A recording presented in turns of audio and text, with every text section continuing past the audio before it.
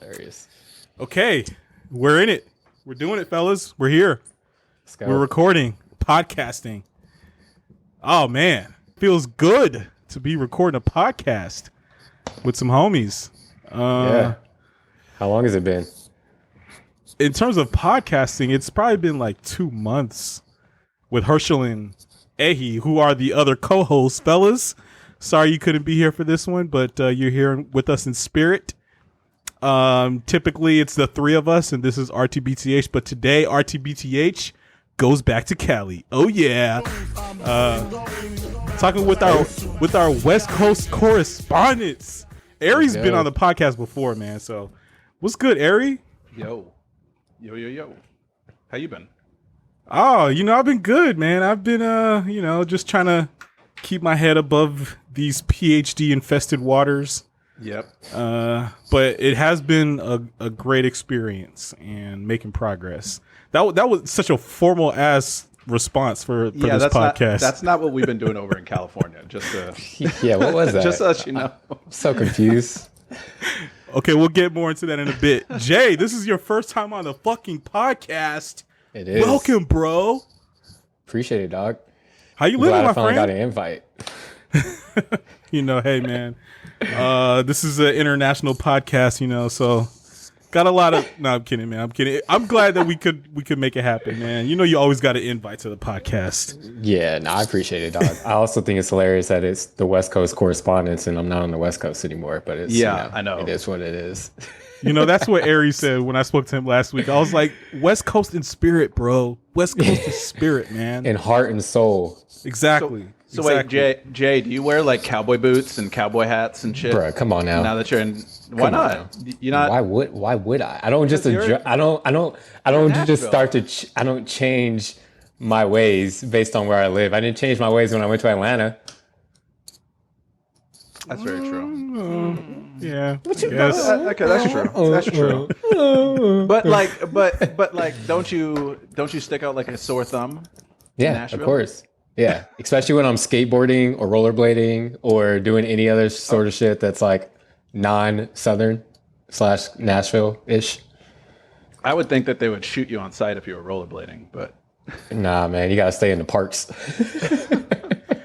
Dude, Nashville is progressive, man. There's probably hella people rollerblading out there.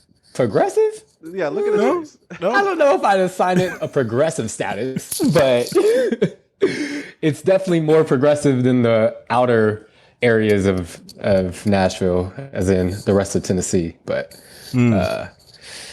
All right, let me go ahead and give some background. So all three of us, as people who may have listened to this podcast before, may know from the original three co-hosts that we are Emory graduates, and that's where we met each other in the dirty Atlanta. But today, those two of those co-hosts, Herschel and Ehi, are not with us. Herschel and Ehi are, busy as fuck. That boy Herschel has got some big things planned. He said it on the podcast, but we won't talk about it right now. You know what I'm saying? But so I invited my West Coast correspondents, Ari and Jay, to come chop it up on the podcast. We could perhaps start off with some sports talk because this was originally a sports podcast, and both of y'all niggas is wearing that LA gear. Yes, sir. So both of y'all are from LA, and interestingly enough, I'm from California too, but I left that part of my life behind me. I rep the A now these days, but like a scrub, but it's cool. Look, bro. Hey, the Braves just won the championship, so we're back on the map, baby. So now you're a Braves fan? I ain't never heard you talking about the Braves once. Bro, you ain't never heard me talk about baseball. How about that? Yeah, legitimately, I have not. But let's talk about fuck. You know what? This is the West Coast podcast. Let's talk about the Lakers and the Rams. The Rams are going to the Super Bowl. The Rams are going to win the Super Bowl. And the Lakers, I really wanted them to win the chip, but they're looking pretty scrubby right now. We're going to win the chip. Don't worry. Don't worry. We'll figure it out. I love his confidence. I really do. It's like a fake confidence, though. I understand. I have to say it. That's what. If you're a Laker fan, you have to you got to believe it. Yeah, I mean, it was funny because last year, like I guess Was it 2 years ago when this happened? I don't know. Last year, someone called me out and was like, yo, dude, are you just like, how are you a Lakers fan? You're just comfortable with making the playoffs. I was like, look, we just won a championship. As long as we make the playoffs and continue to like show that we're improving, like I'm fine. But they're like, nah, dude, you guys got 17 championships. You gotta like, you gotta always go championship or go home. I was like, all right, fine, whatever. I'm just gonna own this now. So Seriously. Yeah, I mean, no, they look pretty bad though. I'm not gonna lie. It is pretty. It's been hard to watch. Like they struggled against the Pistons. Like yeah, and then LeBron fucking hook armed a dude and just straight caused a riot. I feel like this is a LeBron like fuck this year. Like he doesn't care. I don't think that's true. Really? I don't think that's true. Dude does not have too many opportunities to win, man. He has to go. He got all his homies there, dog. Like Melo's there. Rest, like, come on. If he wants to win this year, he's not taking this year off. I mean, I was gonna say I feel like he hit Isaiah what is his name? Isaiah Stewart in the face on purpose. He did it on purpose, obviously, but I think he knew that he was gonna get suspended for that, so he could just take another game off. LeBron, this is his season to like take 50% of the season off, and then just if they lose, he could be like, I don't know, injuries plague the team, plague us all. Like, no, plagued you, nigga. Like, you got to work. I think LeBron is having legit injuries, and I kind of do feel like he probably is trending towards trying to take off some time, but I think that he's trying to win. I don't think it's any kind of see how it goes. Some time. This fool had a full off season this year. What do you need to take off time for? He's old, bruh. He's like an abdomen strain. Abdomen strain? What? Yeah, I don't know. I ain't never heard of abdomen strain. A cramp, you mean? You had a cramp? You dehydrated, dog? Come on. He does enough sit-ups. He doesn't get stomach cramps or whatever anymore. He's not in that kind of shape. I don't know. I expect better too, but I was never a LeBron fan, so like I could hate on LeBron still as much as I want to. I was never a LeBron fan, and I was never a Westbrook fan. So we have them both on the team. I was a Westbrook fan only because I saw him play in high school, him and Harden, because they're both from California, and they played each other actually. And I was like, my dad was like, "Oh, they're gonna be good." I was like, "Okay." Like I was thinking college good, and then little did I know he knew apparently, but yeah, these dudes blew up. Yeah, that must have been crazy seeing them play back then when they were in high school. Yeah, man. So I got a couple LA Lakers questions for you. This one is for Ari. How can you hold in your mind at the same time that LeBron is a Lakers Finals MVP winning champion, and you pretty much we never actually clarified how you felt about LeBron coming to the Lakers. Look, it's like he's a tool. He's a tool to me. He works for the Lakers. If the Lakers win a championship, thank you. That's what we get him for. That's what we pay him the money to do. He's just a tool to me. I'm in the same boat. So, really, Jay, you're a LeBron hater? Because I love LeBron. I just said that, dude. Like, yeah, I was never a LeBron fan. Never have been. I was talking shit on LeBron all the time. I still do. What did I get myself into with this podcast? All right. Well, I mean, see, real ass Lakers fans. That's what. Hey, look, I'm a Lakers fan too, as well, as long as LeBron is winning championships. But I mean, hating LeBron and not being a LeBron fan are different. I love LeBron. Ari hates LeBron. It sounds like you're also in the Aries camp on that one. I mean, my hatred may not be to the extent of Aries, but I was definitely a LeBron hater. Like, and then when he came, I just accepted my fate, is what it was.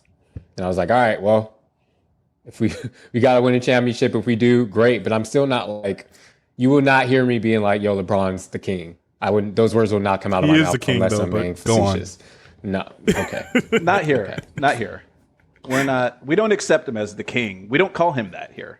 How does that work? How does that even work? I mean, we had Kobe, man. Like, okay, that's fair. LeBron is nothing that different. Yeah. I mean, we saw it already. And he hasn't been here long enough. Kobe spent his entire career in LA. Like, if you're gonna be his kingship did not come until before he was in LA. So you got to earn that shit if you're going to come to LA. He got a championship, which is dope. I'm happy about it. Appreciate it, LBJ. But just a tool. Just a tool. Just a tool. All right. Okay. Here's actually, Anthony Davis was the reason we won that, not LeBron. Boom. I will disagree there because obviously LeBron had a huge hand in that. But I guess. I mean, he did, but I won't say LeBron's the reason.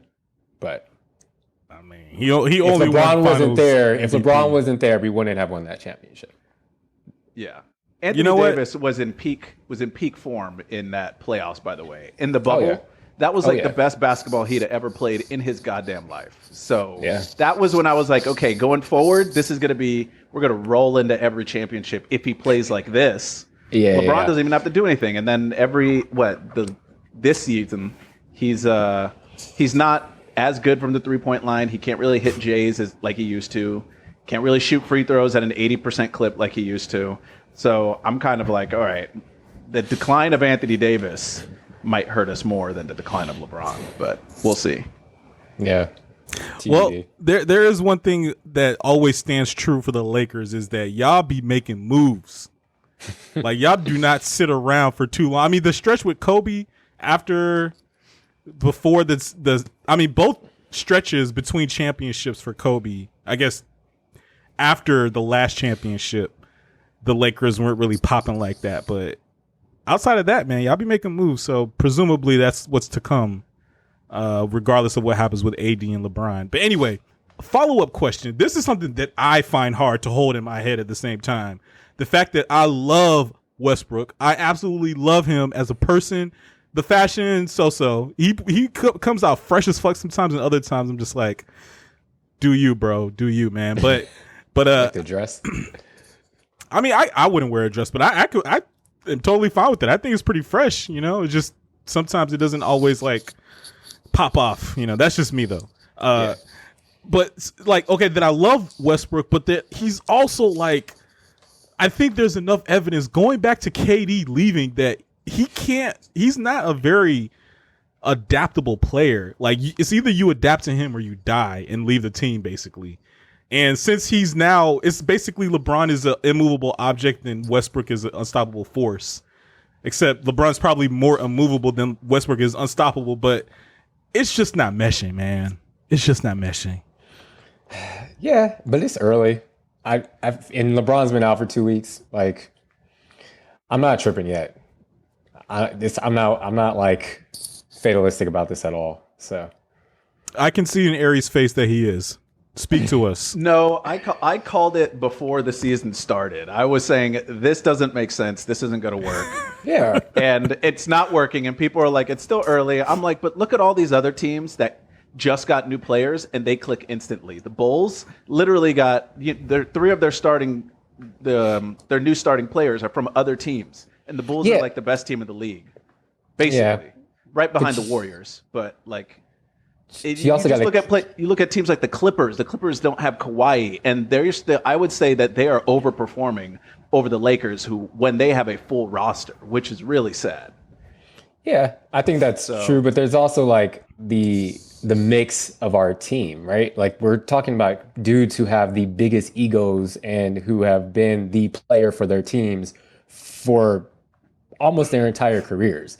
So getting those types of personalities to mix and mesh well, like, that's going to take a lot longer than getting Caruso and Lonzo and Levine and all those dudes who are good players, but like getting them to bond and to play well, I think is like a little bit easier than it is to, get the Lakers who just have a bunch of all-stars, or at least former all-stars. I feel like old all-stars. I feel like that's an excuse that we let them have. Like, if you're a good player, like, it really clicking, meshing, that's not like when you go play pickup basketball, you pick up exactly who your teammates are within the first half of the game, or at least you should. Like, it's not that hard to adapt, really. Like, if you're good at basketball, you will find a way. It doesn't matter if you're used to that or not. So like, are you saying that they're not good? Like, the players that we have aren't good? I'm saying that Russell Westbrook isn't the reason we're not good. That's what I'm saying. Just him. That the team would be great without Russell Westbrook. If we had Buddy Hield, I would say we'd be a better team with Buddy Hield than with Russell Westbrook. Interesting. Yeah. I mean, I'll let the Lakers experts speak on it. I guess I agree with both of you. I don't know. I'm waiting to see because I felt as if players should adapt. I thought Westbrook could just come off the ball a little bit, do a whole bunch more cutting, maybe catch some oops and hit dudes with assists. I mean, he's a playmaker. He does everything on the court. But I agree with Jay that these egos are huge egos. And I think this is what happened with Durant. And I think y'all know how I feel about Durant, right? He's pretty much a in my opinion. I thought you liked Durant. I thought you'd like Durant better than LeBron. I did actually. I got the 2014 Kevin Durant All-Star jersey, and I wanted OKC to win over the Cavaliers if they went to the championship, but they completely fumbled that one. And then and then he left for Golden State. That's when it just went straight to hell. My fandom for him. But the OKC Durant Westbrook, Durant has to take over that team. But I think he couldn't. I just don't think it's possible to really just snatch control of a team from Westbrook, man. I think the ego is just way too big. And the only person who could do that is LeBron. And it remains to be seen if it's going to happen. Westbrook is the reason he loses, by the way. The reason he hasn't won a championship is because of himself. Boom. Okay, Ari, but you're saying guys have to adapt. Why doesn't Westbrook adapt, man? Maybe because he can't, and you know what? That's fine, but that's the reason why he's never going to win. Well, damn. And Durant did carry that team. People would say Durant choked. I'm like, what was Westbrook doing? So, and I don't know why you like Westbrook but not Durant. To me, that's interesting. I don't know. I mean, Westbrook went to Houston. Why don't you hate him for going to Houston? I mean, didn't he get traded? Well, I guess it probably was his decision. He probably could have got traded. Yeah, but I mean, that's a lot different from what Durant did, man. I mean, Durant for me is a character thing, man. That's where I don't like him quite as much. Didn't Westbrook demand a trade? He had a contract and he demanded out of a trade. Why are we mad at Durant? Did he demand it? I'm pretty sure these days players demand trades. But that was, I don't know if that would happen with maybe it was a mutual decision. I thought it was mutual, but he had signed that contract and said he was going to be at OKC forever. So but I don't know if it was a demand thing. I don't know. All right, well, we'll definitely have to pick that conversation back up. Perhaps another West Coast podcast later in the NBA season. But I have more sports questions for you. LA sports questions for you. I want to get to the Rams, but I have to cover this one. As diehard Lakers fans, please tell me how you and the community and the neighborhood perceives this resurgence of the Clippers. What resurgence? Look, the Clippers are around, man. They're here and they're trying to win games. But is it a resurgence if they were never really around in the first place? No. The Chris Paul, Blake Griffin, that was a team that they surged from that team. They surfaced. Yeah, that's exactly what it is. They showed themselves, but then were underwater. They showed themselves, and then they went right back under. Hey, they're a team again. Hey, we're not moving you. They literally just reminded the league that they existed. I mean, but they actually looked pretty decent without Kawhi against was it the Jazz last season? I'm not doubting the how good the Clippers are now, but it's not a resurgence. And and if you're a Lakers fan, I don't know a single Lakers fan who supports the Clippers. Do you know a single Clippers fan?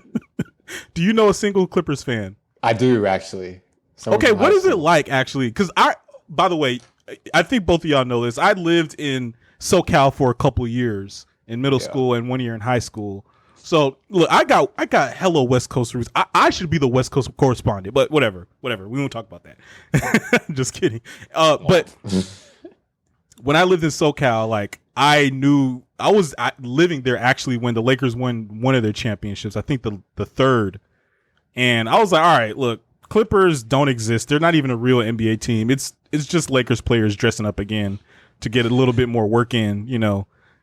That's the Clippers. That's what I perceived it like. But I'm like, but now, you know, I turn on Clippers games and it's just so exciting. The black jerseys and they got the black and the red and the white and the blue. And it's just like, oh my God, this team is kind of black. Ugly as fuck. But their jerseys suck, dude. I don't like their jerseys at all. Remember when they had like the font where they tried to do like I don't even know what to call it. You know what I'm talking about? I know exactly what you're talking font. about. The Lowrider font. Yeah. Yeah. And you're kind of like, okay, Steve Ballmer. Right?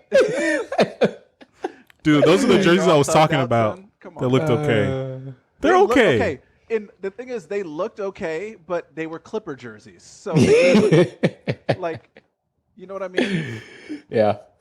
Okay, Ari, you can't sit here and tell me that there isn't some kind of like Clipper fandom that's maybe swelled a little bit in LA. It's swelled. It's always been there, but they're just like people who don't like the intensity of Laker fans because they think Laker fans like yell too much and they're too rowdy. It's like it's like the safe suburban pick for basketball in LA. The majority of Clipper fans are like suburban, like people who don't like the city of LA. They just live around it.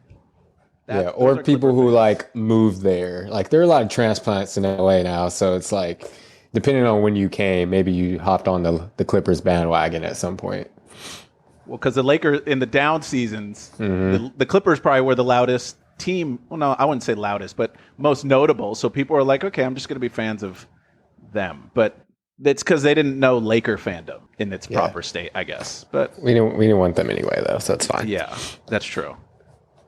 We don't. But the Clippers aren't real to us today. That's our general answer for everything about the Clippers. Alrighty. Yeah. They need to get the fuck out of, I was going to say Staples, but Crypto.com Arena, which is why. Like, why do I have to say Crypto.com Arena? I'm so upset. It's so annoying. That is, they must have dropped a crap ton of bread for that. They did. It was like by far the highest bid. The highest. It's like ever, 700 mil. Yeah. For a sports arena? Yep. It's insane. Are those things binding? Like, couldn't they just be like, you know what? We'll just take this other bid that's 500 mil or some shit like that. Is it like top bid automatically gets it no matter what? No, they have to make a decision. Like they offer and the offer is just on the table. Yeah. But Crypto.com apparently came in with some stupid offer that of course the Lakers are like, of course, just give us 700 mil. Yeah. Yeah. And we'll slap your name on it. I mean, they're getting a renovation too, so that'll be cool. But it's also just like it's a mouthful and it doesn't sound good. Can you imagine if crypto just completely craters in like a year or two? Like, say everything just plummets and nobody gives a shit Is that about possible? Yes, yeah, of course it is, because crypto is still extremely speculative. So it's like, and Crypto.com itself may still exist, so they'll still be making money. But if the market crashes completely, then we're gonna look like fools. I mean, 20 years in the future, people are gonna be like, our kids are gonna be like, "What's crypto?" I'll be like, "It was a time when this made sense." Nah, I do think crypto's here to stay. But it's the 2020s, baby. Oh gosh. Okay, so we can get more into that. I'm assuming Jay has some knowledge that he can drop on us about that. By the way, podcast listeners, I promise this podcast is going to get more interesting in terms of like actual society and culture and banking and whatnot. Not just sports, but it's pretty interesting already in me, dude. What you sitting here? Yeah, I mean, you know, just a couple dudes just yapping about the Lakers and LeBron, even though these are some hot takes that the streets need to hear. But there's so much more interesting. There is one other thing that we share that I have taken in a very deep regard from both of you. Another topic, but I won't say it yet. I'll get to it later. First, we got to talk about the Rams. Let's go Rams! What is this clapping, Ari? You were like down. You were bearish on the Rams just a week ago. Look, I'm gonna be completely 100% honest. How many Rams games do you think I've watched this entire season? Do you think you've watched? Yes. How many do you think I've watched? I mean, well, first of all, I don't know how much you actually like football. I was gonna say I don't either. I'm gonna say 2 I've watched games. one game. I've watched one game. Oh, I said 2. So, But I still support the Rams for sure, and Odell Beckham Jr. okay. You mean as of when he joined the Rams, probably? Yeah. Okay. Fuck LeBron coming to the Lakers. Odell Beckham Jr. coming to the Rams is more important than LeBron coming to the Lakers. Yeah, You mean except for the fact that LeBron got a chip, but yeah, I was like, Whatever. Okay, expound upon please. that was a bad hot take. I'm sorry. Okay, you wanted to Not take that gonna one stick. out? I can't get that one to stick. No. the hot take is already burned on the record, my friend. It stays. But okay, look, I love the Rams. I love watching them. Hollywood. Talk about if Hollywood was football, it would be the Rams. I mean, you got Aaron Donald. You have Odell Beckham. You have Cooper Kupp. I mean, Robert Woods. You know, he might not be like super flashy, but he's a legit dude. Who else you got? You got Von Miller, and of course Jalen Ramsey, pulled up dog. to Matthew Jacksonville. Stafford. Did you already say our quarterback? No, I'm getting to that. Oh, okay. Jalen Ramsey pulled up to the Jaguars practice in the Brinks truck, trying to get that paper before he got traded to the Rams. You got the God coach himself, Sean McVay. And I just got to say, man, that's a handsome fucker right there, man. Sean McVay. He knows it. I know, right? He's like his pants are like not super tight. They're like slim fit, taper cut. I was like, what? This is the new generation of NFL coaches, and I fucking love it. And you got the GOAT himself, Matt Stafford, or should I say, Pad Stafford? No, Pad Stafford, which is what the Fox Sports 1 guy, Rob Parker. That's what he calls him. Oh, yeah. Pat Stafford. But anyway, I mean, come on. How do you not love the Rams? They're basically Cowboys West. But people hate the Cowboys, including me. So I just have to say, I love the Cowboys. I mean, come on, man. Like America's team, the star on the helmet. You just gotta love it, I feel man. like the Cowboys Jerry represent a little bit of Jones. racism. But yeah, bro. Like literally. Like I can't mess with the Cowboys like if that. somebody says they're a Cowboys fan, I'm always like, and they're white, I go like, Hey. I'm like, All right. So did Joe Biden win the election, or it's the same kind of question you're asking some Cowboys fans? But back to the Rams, though. Yes. I mean, I hopped on that bandwagon so hard. It wasn't even a bandwagon. I just was dying for a team my entire life. So as soon as they came over to LA, that was my team. So it's fun to watch them, that's for sure. But like, is it Hollywood? Yeah, a little too much in some ways, but it is for sure like a little Hollywood. Have you gone to a game, Jay? Yeah. Twice. How many? Not this year. Not since they moved to SoFi though. Oh, okay. Yeah. Where were they before? Was it the Coliseum. the Coliseum? Yeah. Yeah. I went to an Eagles-Rams game. Maybe So did like I. 2 years. You did? Probably not 2 ago? years ago. No, I went to the game where Carson Wentz got hurt, and before the championship season they had. Oh, okay. I forget what season I went, but I went, and there were definitely more Eagles fans than Rams. Oh, yeah. fans in the Oh, arena. yeah. It was pretty hilarious. Yeah, I mean that's pretty much all games. At least when we were at the Coliseum, like the majority of fans there were from the other team, which it's been cool to see in SoFi that's changed, and partially because of the new stadium and everything, but also because of the fact that like the team's legit. Like people are excited about them this year. They went through the whole rebrand, which was trash, but whatever. And then like I don't know. It's cool to actually see that there would be Rams fans like taking up the majority of seats in the stadium, which was not the case at the Coliseum. So it'll probably, I mean, it's only going to last for as long as the Rams are good, which is unfortunate, but that's just kind of how it is right now. Yeah. Even when they first got here, it didn't seem like people really cared that much. No, they I mean, didn't. and I hopped on the bandwagon. I'm not going to lie. Cause I was like a Niner fan. Cause I was like, who else am I supposed to be a fan of? Yikes. But then The I rivals, hopped bro. off. Then I hopped off of it, and then I hopped on the Rams bandwagon. So I mean, that's tough, but why is that tough? What? I mean, it's like the rival team. Like it's fucked up for the Niners. Who was They I lost. supposed They to pick? lost one. You want to be? Can we talk about Chargers? You could be a Raiders They're fan LA. or a Chargers fan. The Chargers are LA now. Should we talk about the Chargers today? Can. I have not fully embraced in my mind that the Chargers are a LA team.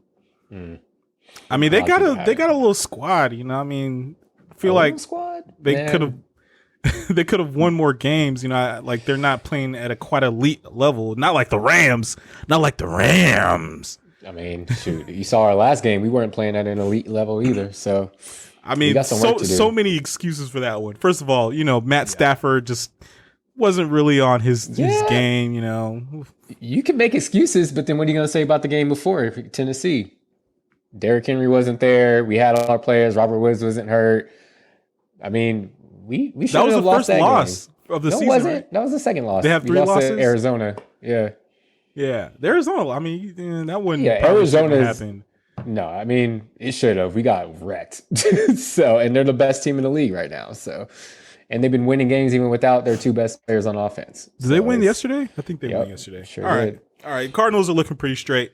Even though I have more faith in the Rams because I didn't even mention Odell Beckham Jr., the maybe best receiver in the league. I don't know, but I'll say that because he's on my fantasy team. Okay, I have to tell you guys this trade that I made with Ehi. Oh God! I don't think he's gonna like me talking about this, but let's hear it. So I had a guy on my team for a couple weeks, and I saw OBJ was on the waiver wire, and I sent it through. But if you guys play fantasy with me, you'll know that I am always last on the waiver priority. I put in so many waiver moves, like 30% more than the next person. But that's just how I play, bro. That's just how I play. Nothing wrong with that. So I saw he picked up OBJ on the waiver wire, and I sent the trade request for this player that I haven't mentioned yet several weeks before OBJ. Maybe not so. It was like maybe 2 weeks before OBJ actually ended up on the Rams, and then he finally accepted the trade for Henry Ruggs. Oh damn! Yeah, so I kind of definitely came out on top on that one. First of all. Wait, when did the trade get accepted?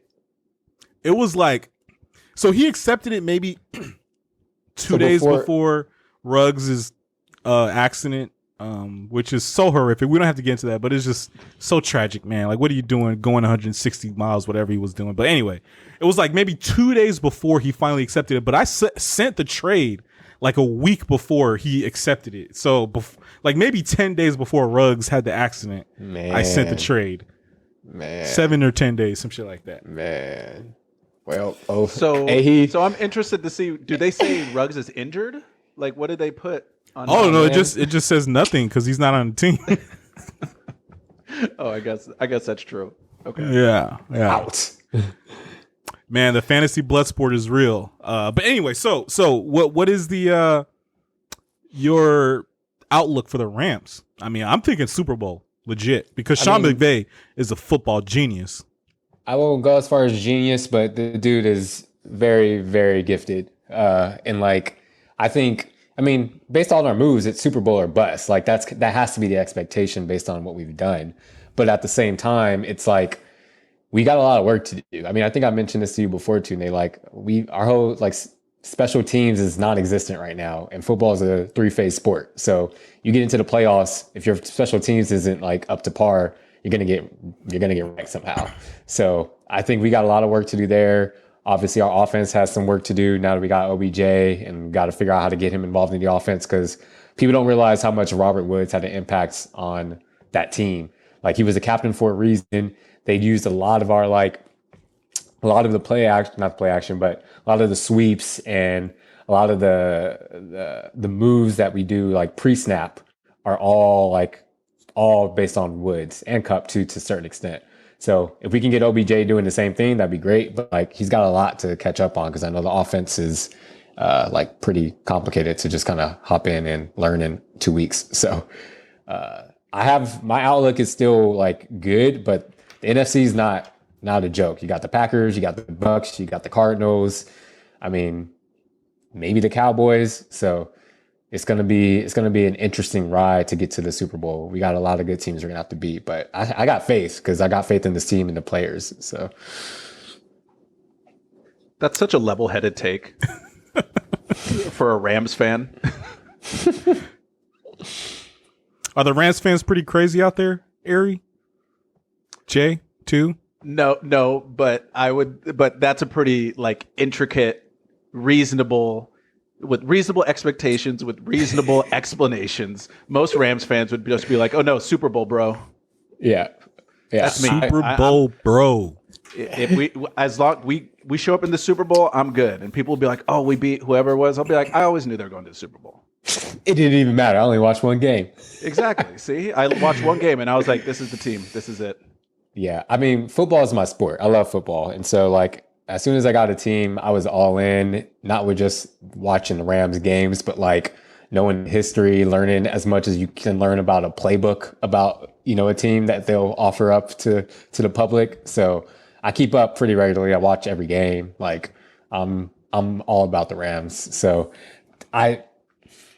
I'm definitely not going to be one of those who's like, if we don't make it to the Super Bowl, it was a waste of a season. But it is at this point, like, if you don't make it to the Super Bowl, you made a lot of moves that were intended to get you there that didn't work out. And then we got a lot of shit to figure out regarding the cap and how we're going to pay people after this year. So we'll see what happens. Well, I am looking forward to seeing the Rams in the playoffs. That is going to be exciting. I mean, what is better than Hollywood football, baby? Okay, all right. I'll tell you guys finally. I know you guys have been waiting all this time to hear what I had to say. The thing that connects us all deeply and intimately, which is music. I have very deep musical interactions with each of you. If you want to hear about Ari and I's time at EDC, go ahead and check the podcast from when that came out. That was your guys' topic? It was also about how California is just a crazy, or LA is a crazy place. Maybe we can get into that too. Down for that. So Ari and I, we went to EDC, Electronic Daisy Carnival, and we balled the fuck out. Not in terms of like, throwing money, but we balled out in our spirits. And we had a great fucking time, man. We, connected deeply on that. Forgive me. I am a psychologist. But Jay, let's start off with you, Jay. You send out the playlist every 3 months, on time, on point. The playlist is on point. I have a quick story. When I was in college, I had like an iPod and I had maybe 5,000 songs on it. And I thought I was like fucking balling with music, right? I was just like, look, I was like, I know every single song on this podcast, on this iPod. Yeah. And then somehow we were like having a conversation. I think there was maybe another person, and you were like, "Oh yeah, I got 20,000 songs on my Apple." I was like, "What?" I had never known anyone who knew more music than me, man. But you are quite like prolific with the music in just terms of consumption and with your playlist. Just tell us, man, like what's your deal, bro? What's my deal? My deal. I love music. I love all types of music. But I also just I like staying up on kind of what's going on and like the evolution of music. So to me, like one of the coolest things that happened at Emory was when I took, were you guys in this class? I know Herschel was in it. The history of jazz or the evolution of jazz or something like that. Ari, were you in that class too? Yeah, I was. And there was, a lot of people hated that class, interestingly, but I actually really enjoyed it because it was not just because it was about jazz, but it was like a cool way to, like, our tests were being able to hear a snippet of a song and being able to name it, give the year, give the artist, like all that shit. And I thought that was really cool, and I'd always been into jazz. And then I just realized that like being able to see the history of jazz in one class, like that applies to all genres and just music in general. And so I feel like, I don't know, man, like high school was my introduction to a lot of different types of genres. Cause before that I was always like hip hop, jazz, R&B, whatever my parents listened to, fucking Radio Disney, like, like that was the extent of my listening experience. And then high school kind of introduced me to a bunch of different genres that I had never really like messed with at all. And so I kind of just like took it from there, and college and post-college just wanted to stay up on what was coming out and try to keep up with, various podcasts and radio stations that are like doing a good job of like staying abreast of like new artists and just kind of like how music is starting to change and how people are, impacting it. So that's just been kind of my thing. And I try to keep people who want to know what's going on, like shoot them the playlist so they can hear what it is. And a lot of times it's not going to be shit that people like because it's sometimes takes some people out of their comfort zone. But I think that's a good thing. And it's like, it's important it's not important, but to me, it's important to know what is out there and to kind of see what other people think is really, really good. So that way you can kind of see what's going on and trying to chart how things are changing. Most definitely, man. I mean, I've had those moments where, because I usually put it on shuffle. I know you create the playlist so that it could like have vibes, like maybe build up and then tone down a little bit. You write about it in your emails. By the way, Jay sends us a playlist every 3 months that is incredibly detailed with notes and a lot of music that I would never typically be exposed to. I'm gonna just go ahead and say a few from the most recent one. Disciplined Care, Wolf Alice. I don't know who the fuck that is, but Lipstick on the Glass is good, is great. The Secret Sisters. I don't know who the fuck they are, but Water Witch is dope. Let's see. Jessie Ware. I don't know who the fuck that is. But Hot and Heavy. That's you put that on there. I don't know because I'm just looking at my like songs. But yeah. All right, we're gonna get to you, Ari, because you also are quite prolific in terms of music. But I have to ask Jay something. How the fuck do you come up with the playlist names? Yeah, good question. Most of the time, dude, it's just like, so you can tell, like, basically, I kind of limit my, like, how I can title them, right? So it's, if you'll notice, the one before that was Brazen Assurance. Mm-hmm. So basically from like when I started doing these, I was going, all right, A and B. Like I'm going to do a title with A and B. And then the next playlist is going to be C and D. And the next playlist is going to be E and F. So just something stupid like that. But to like give myself boundaries, right? And then now I've flipped the alphabet because I've gotten through it all. And so now it's B, A, D, C. And then once I know like what two letters are going to be next, I just come up with something based on what's like going on in my life, right? And so sometimes it's something stupid. Like one of them was called Owls and Pigeons. And I called it that because I was really at that time messing with pigeons and planes and the blog. And I also got pooped on by a pigeon earlier when I was rollerblading in California. And so that was like a moment. It was like, all right, pigeons are kind of a big deal in my life right now. Yeah. Hey, fuck that pigeon. Yeah, fuck that pigeon, man. Like that was not cool. I mean, granted, it was like low key kind of my fault because there was like a bunch of bird shit in the place I was standing, and I just didn't look up to see that there was a pigeon. You was rollerblading too fast, bruh. I had to take a break. All right, well, I'm looking at some of them here: Disciplined Care, Subliminal Tact, Brazen Assurance, Yellow Zest. I like that one. Unmarked Vehicles, Quelled Response, Overtly Positioned.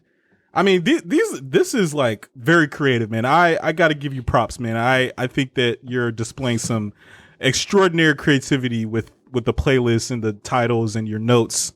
Cool, well done, my friend. You have the seal of approval from Tunes. That's the only reason I did these. Thank you. Yes, I know. Good job.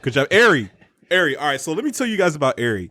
We went to Electronic Daisy Carnival, and he was another person who I was completely blown away with how much music you have in your head. It's definitely, at least, I mean, I know you listen to a lot of stuff, especially being from LA, but you've got electronic music like down pretty pat, I think. You've made some mixes, but the thing that I was really impressed with was that you had Electronic Daisy Carnival down, figured out where to go, when to go, what particulars we would consume at what particular time. So Ari, what's your deal? Well, I guess my deal was like I was never into electronic music until, I mean, I think I knew I was, but I didn't know what it was called at the time. Like I would hear remixes to songs in high school and stuff, and they'd be essentially like house or club remixes of songs, and they'd play every once in a while whatever I was listening to. I'd be like, I like whatever that is, but I don't know what genre. If that's hip hop, I don't know what that is until, a decade later when I'm out of college and listening to electronic music, I'm like, oh shit, that's what that song is. This is house. Let's see, what's down the house, aisle of music and things like that. And then from house, then it gets into then you start learning about trap. I mean, not in any particular order, but once you start realizing how certain genres you listened to before translate into electronic genres, something like house or trap or something like that, then you really start to look through and figure out what other remixes to songs did you like in the past, have they done already in electronic. So that's kind of how I got attached to it. And then I didn't really start going to music festivals until, actually, it was pretty recent. I want to say 2016. I went to my first one. Yeah, it was that not that long ago, and it was just kind of out of the blue. I just broken up with my ex, and I was like, I need something to do now that I'm kind of free. So I was like, I'll just go to a music festival, and that I've never been to, of a genre that I haven't really dove too far into, to be honest. And it was absurd, and it was complete insanity. But then, after going a lot of times and making mistakes and finding the things that you can actually within all this chaos, you can still manage. Once you kind of get the process down, then you can kind of apply that to almost any major event that you go to, music or anything. Kind of any kind of themed festival, you can kind of go and know how to navigate through all the chaos, through all the sounds and all these crazy people that are all fucked up and stuff like that. Then it just becomes second nature. So at EDC, I think I had read so much about EDC, I'd watched a bunch of stuff about EDC, so much ahead of that time, to the point where by the time I got there, I was kind of okay, in order for these nights to go good, I know the path that I have to kind of follow, things like that. But there were a lot of curveballs. There was a lot of curveballs when we went. So there were a lot of curveballs indeed. It was a good time, man. I think you led the way appropriately. You led the way to a fantastic experience, a wonderful experience. So I got to thank you for that, man. But I mean, I don't know, man. Both of you guys are musical geniuses, I guess. I don't know, but I've always been impressed with your music capacities, and also, we have engaged individually, or I guess together, in different ways. I don't know if you guys have a musical connection. I don't know. You guys could talk about that, but in very deeply connected musical ways. I don't know. This could be the Molly talking. I don't know. Forgive me. Jay and I hung out randomly, ran into each other at the UCLA Reggae Jazz Fest.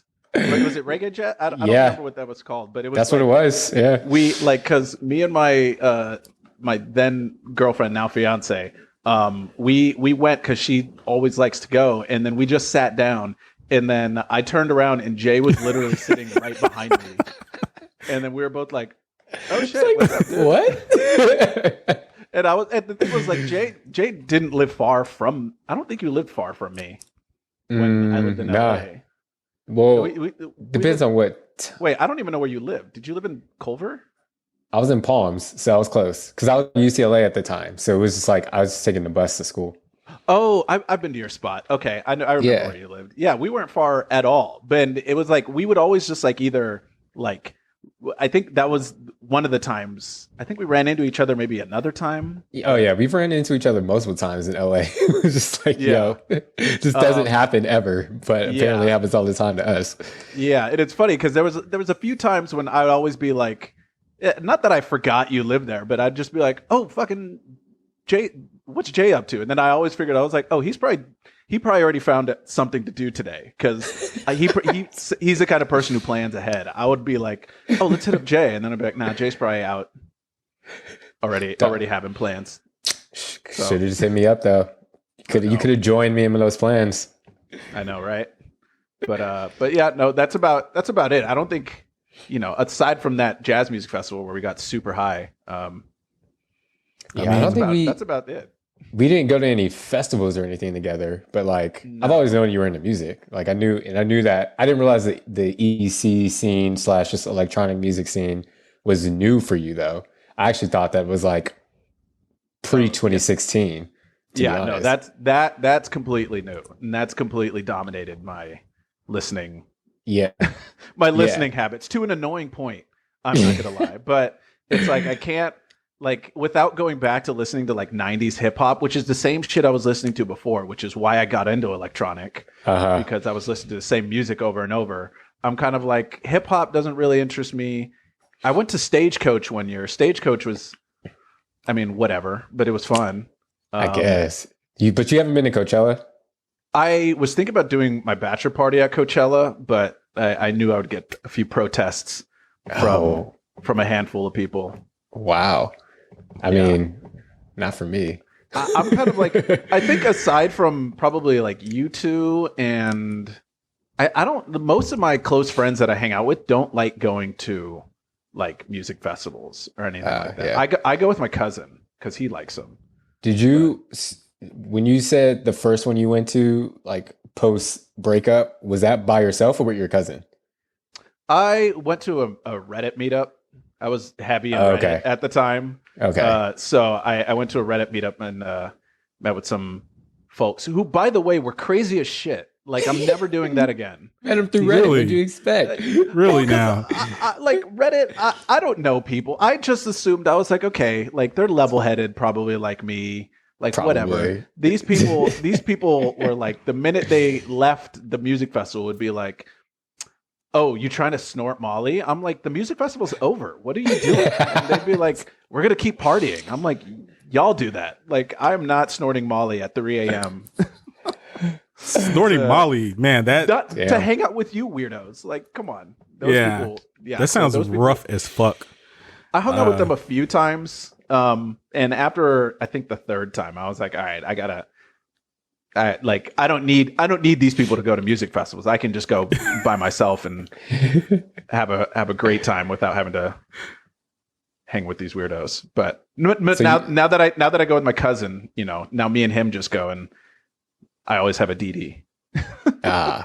Beautiful, nice. But you have been by yourself? I've been by myself a few times. I've been to probably 3 by myself. Yeah. Okay. That's about the same. I've been by myself to Coachella, and people always think that's the weirdest thing ever.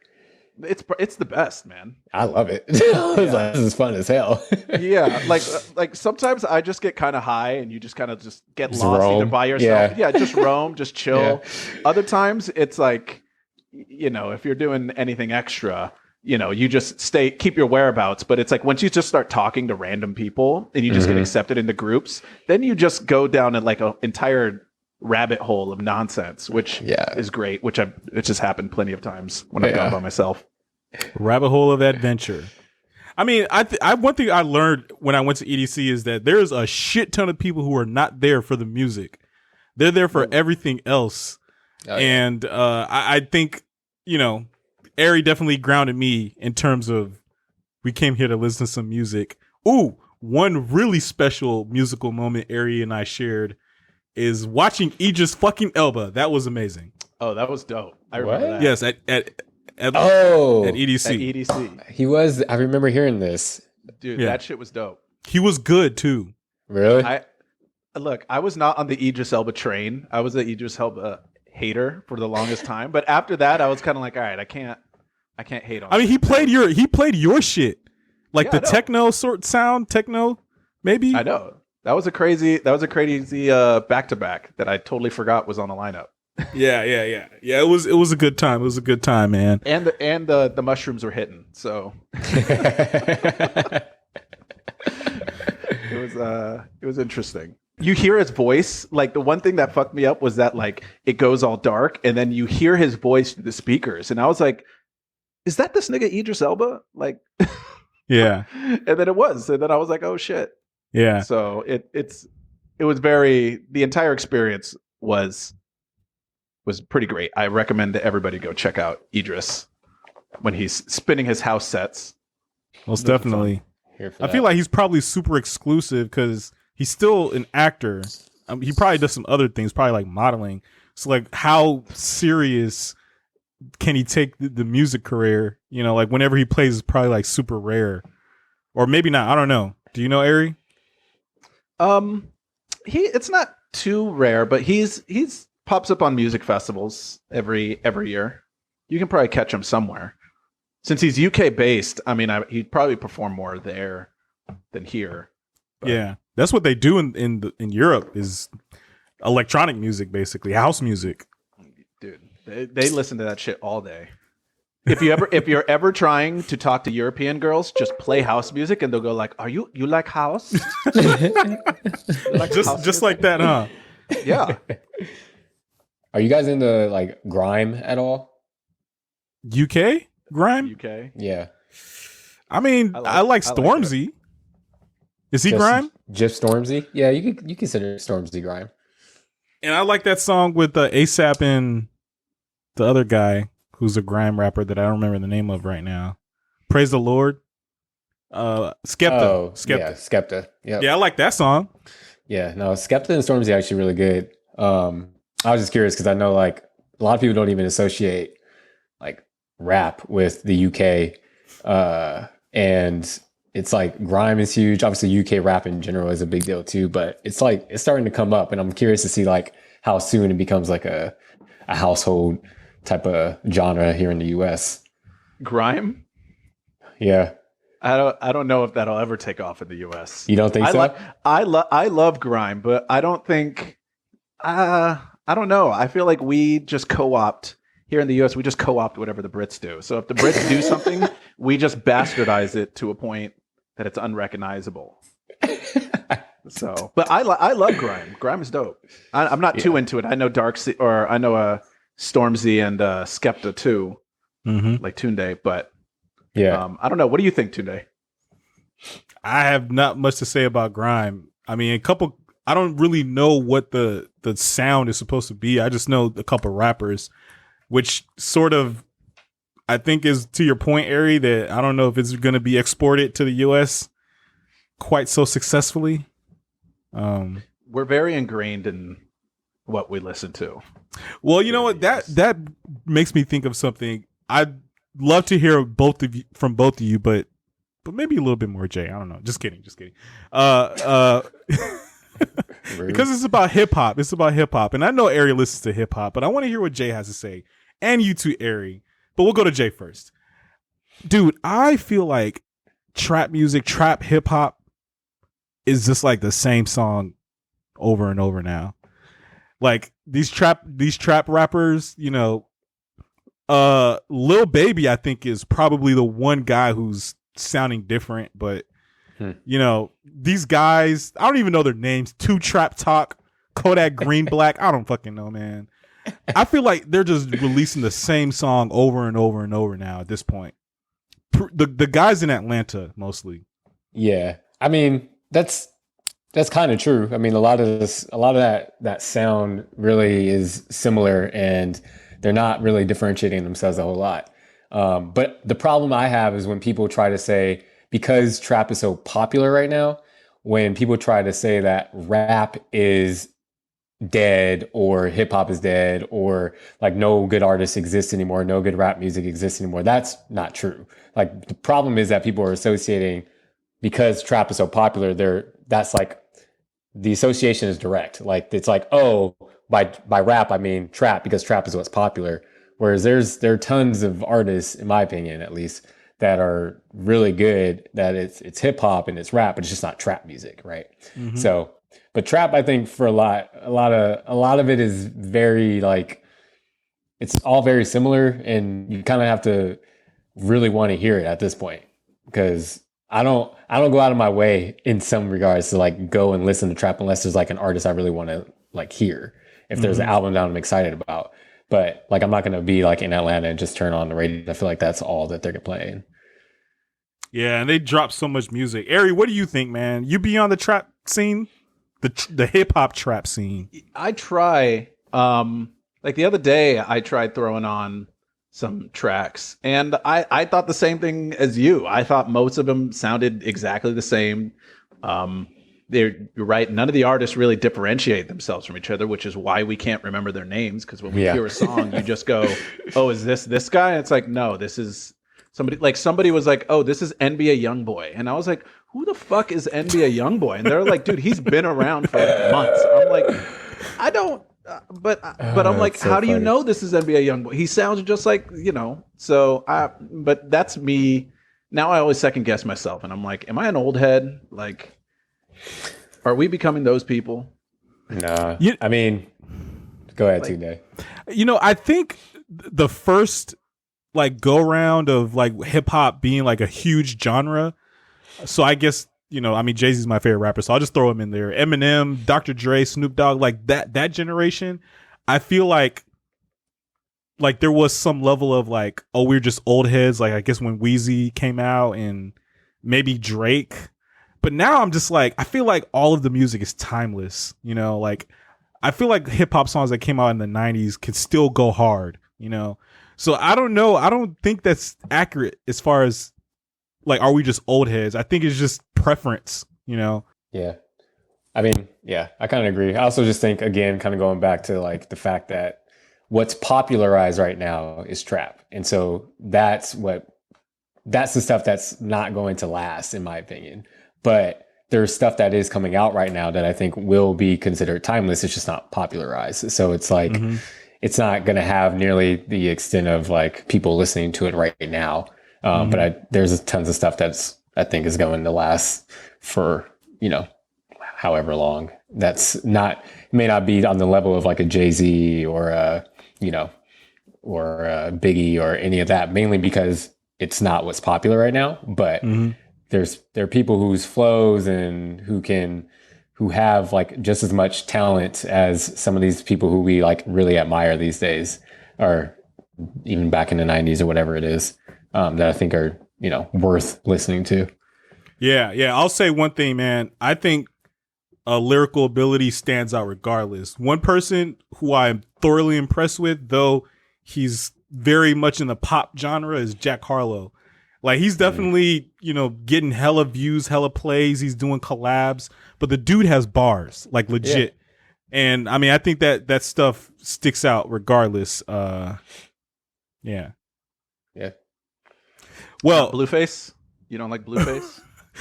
I don't even know who the fuck Blueface is, man, but Ooh. Is he popping or she? I don't know.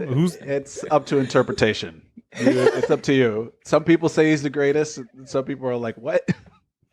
I mean, that's another issue is people latch onto their guy and just be like, yeah, this is the dude. NBA YoungBoy, that's the dude for sure. That's the dude. Yeah. You know what's funny is that like with the popularization of like trap music in terms of like rap, it's like you got to understand too that like the biggest consumers of hip hop and hip hop culture has turned into white people. It was never meant for them, but now they're the biggest consumers of the genre. So, and you can kind of see that influence on the genre in the evolution of hip hop in itself, because it's going away from what the roots kind of originally intended. You could tell by, there's certain elements that are still the same, still describing like the grimy come up and just the rough neighborhoods. But most of the things now are things that white people can kind of consume and take into effect, or not take into effect rather, but kind of apply to their own lives, whether or not it's the same as the artist or not. Yeah. So I think it's interesting because like, I don't think the consumption has changed, but I think because white people have been the major reason why a lot of artists, even from the early 2000s, even before that on, have become big. So I think that, but to your point, that like now a lot of the subject matter has changed and it's catered to them so they can like really identify with some of it too now, which wasn't the case, like in the 90s and early 2000s. But yeah, it's, I don't know, again, evolution of music, evolution specifically of hip hop, rap, whatever, is super interesting. And I'll be curious to see where it is 5 to 10 years from now. Is Tekashi actually a good rapper? Like, I'm so confused because as to why he gets so many fucking plays? Yes, I don't understand. This is what I don't understand about hip hop today, is that I'll listen to someone be like, obviously we all identify this as garbage, right? And be like, this man is a billionaire. I'm like, okay. I mean, I'll never understand how that happens. We might learn more about that in the future, man. There could be some nefarious things. I've wondered that too. Nefarious things. But one thing that think that we may have overlooked. I've thought about this area. I'm glad you brought that up because I've always thought like I don't even know a Tekashi song. I know he has a bunch with like Nicki Minaj that are like very colorful. I don't know what the fuck he does, but he has made music in Spanish, and that's a whole continent, and Central America too. Any Spanish speaking country on the Western Hemisphere may gravitate to his music, and I think we may underplay like how much reach he has in basically not America. So I was about to ask, are there Spanish speaking countries in the Eastern Hemisphere? But Spain? There is. Spain. Yeah. So. And the Philippines too, I think.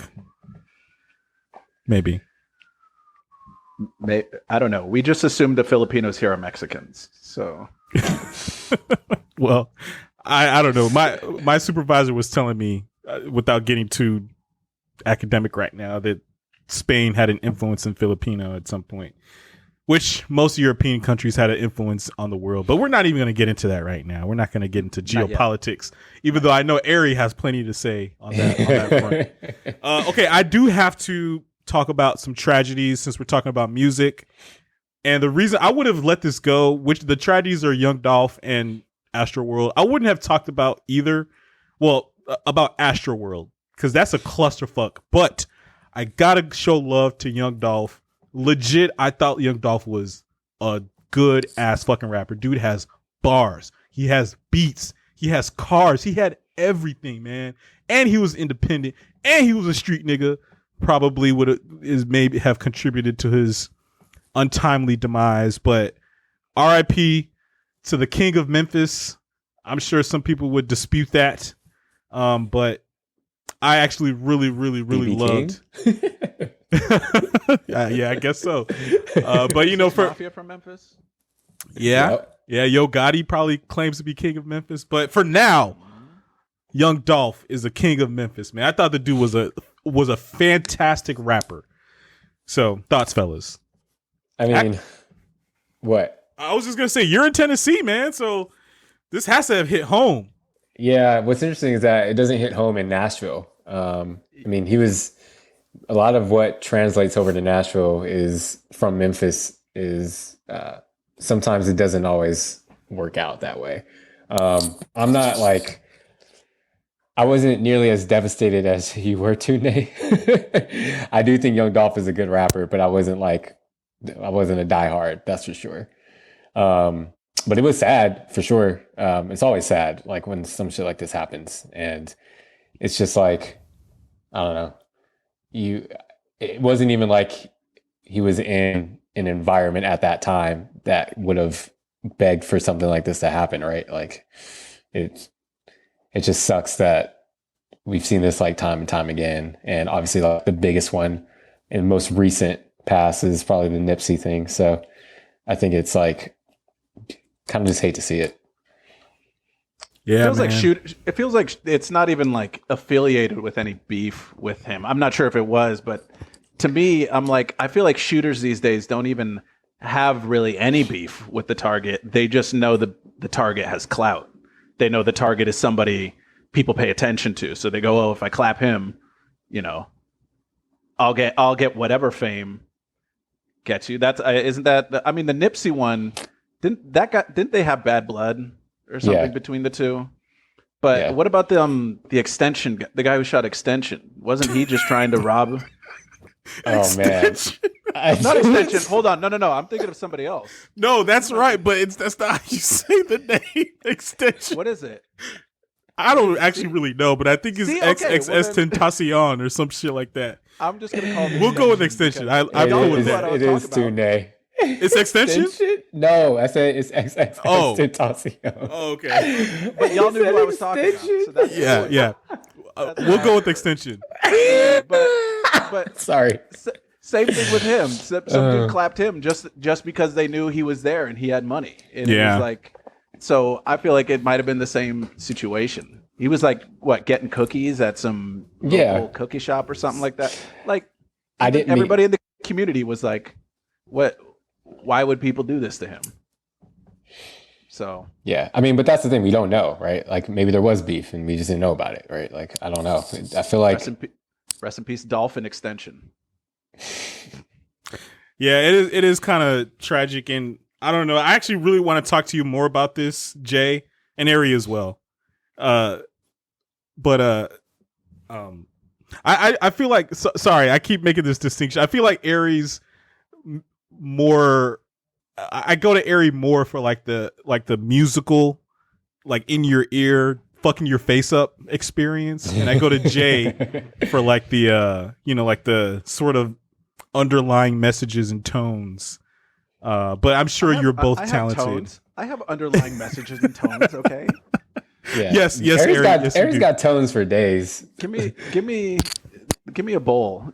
Let me smoke a bowl or two, and I can explain the world to you. You have many times, Ari. Thank you. No, I'm kidding. All right, but actually, that's true.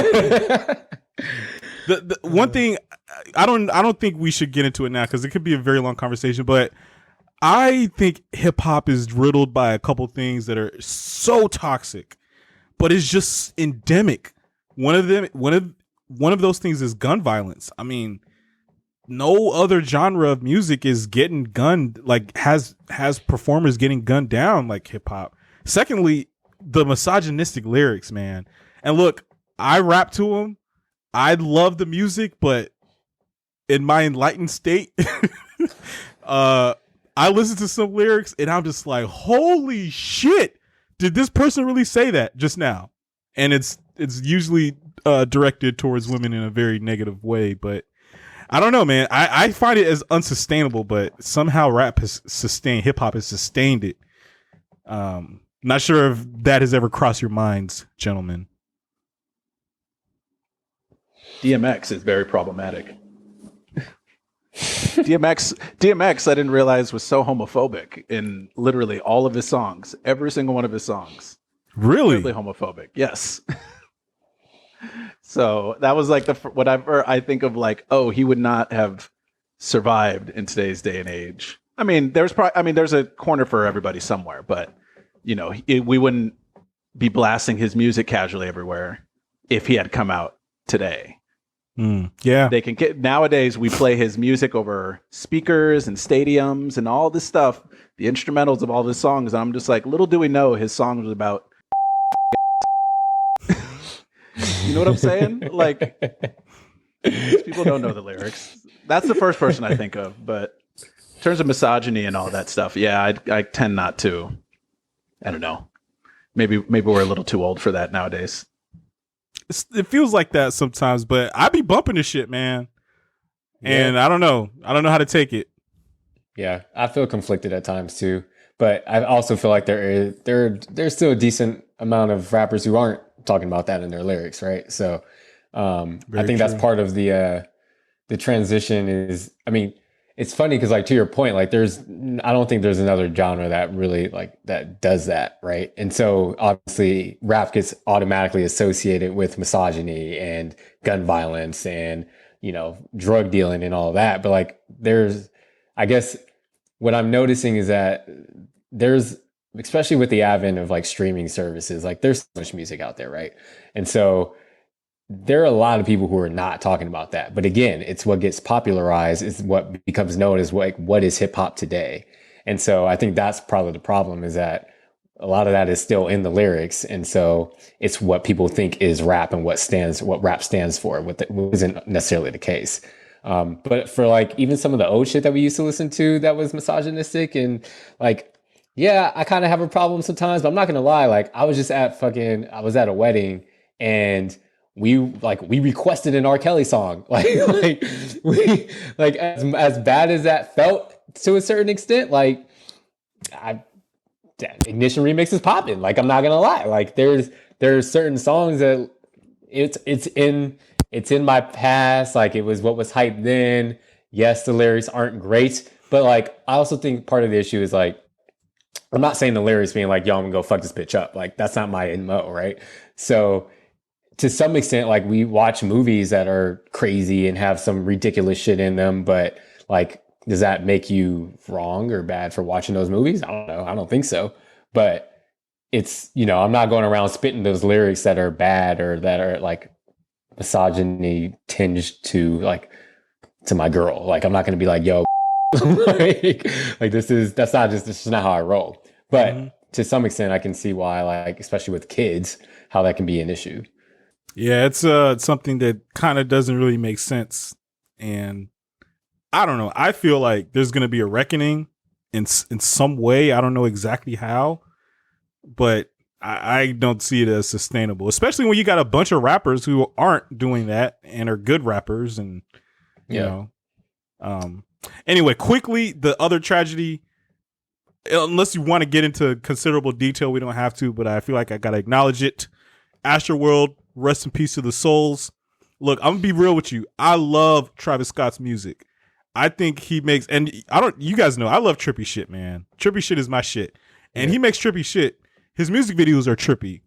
Although I feel like he probably could have consulted me because they're like not like good trippy. It's just like trippy just for the sake of being trippy. I don't know if you guys have seen the Highest in the Room music video.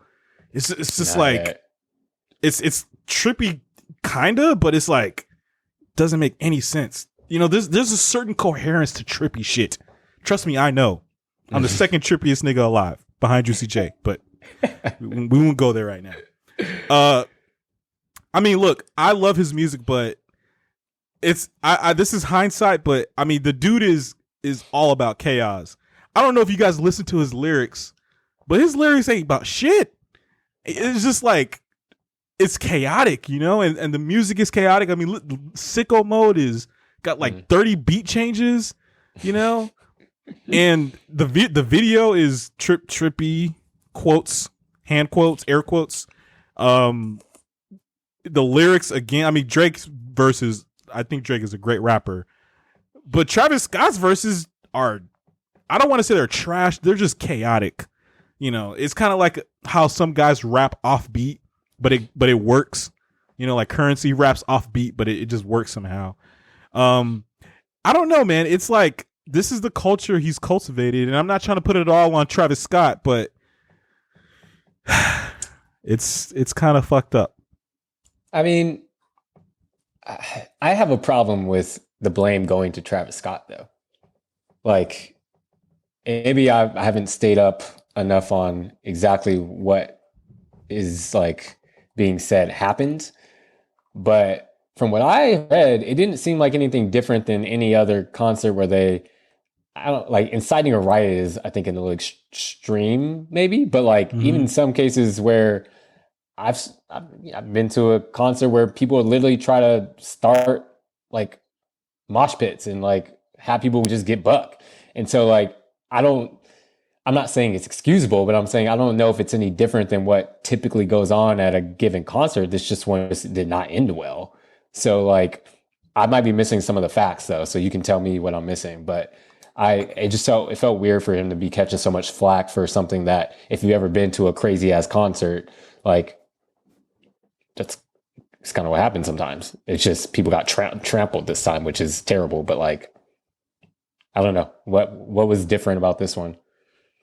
Yeah, I mean, I'll you know, from my read, and I just will say this, that I don't think any one of us or any person for like a 10-mile radius knows, you know, like we're not privy to the investigational information, but we can speculate and we could drop some hot takes. But I mean, my read is that there was a lot of security issues that really made it very problematic. For example, Travis Scott had his own stage, you know, like, so people come to the festival, they're at one stage, and then it's time to go to Travis Scott, and then you all got to migrate to another stage. That seems a little dangerous. I don't know how, but that's how festivals work.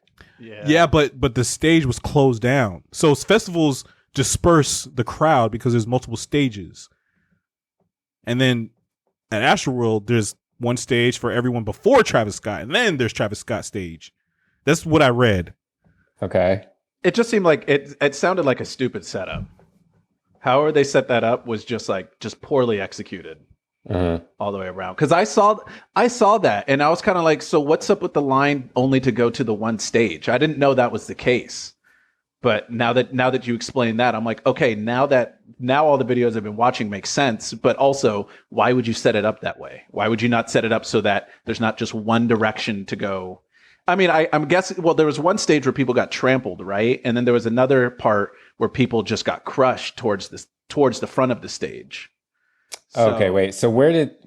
Okay, so is that Right? where did what happened where? Because I thought So there was a video of a security breach, right? They broke down the wall and everybody started running, right? So there was a part where people fell and got hurt there. But I think where all the deaths happened was when everybody was rushing towards the stage and people kept pushing people that were already there at the venue. Like the security point problems were what was on Twitter. Nothing. I didn't see any of the footage about the people getting like where they actually died. You know what I'm saying? And there was also a count. Logistically, it was just bad.